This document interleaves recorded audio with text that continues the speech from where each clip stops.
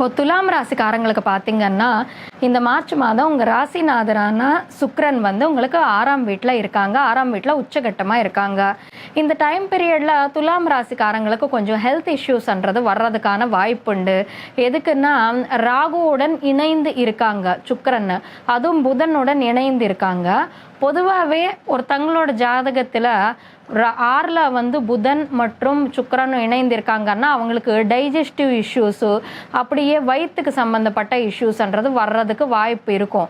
So அதுவும் உங்களுக்கு ராசிநாதர் வேற சுக்கிரன் ஆயிருக்காரு. அவரும் புதனுடன் இணைந்து ராகுவுடன் இணைந்து இருக்கிறதுனால இந்த டைம் பீரியட்ல உங்களுக்கு வயித்துக்கு சம்மந்தப்பட்ட பிரச்சனைகள் வர்றதுக்கான வாய்ப்புண்டு.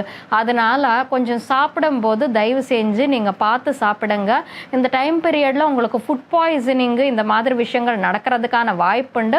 ஸோ சாப்பிடும்போது வந்து நீங்க பார்த்து கேர் எடுத்து சாப்பிட்டா உங்களுக்கு நல்லது. முடிஞ்ச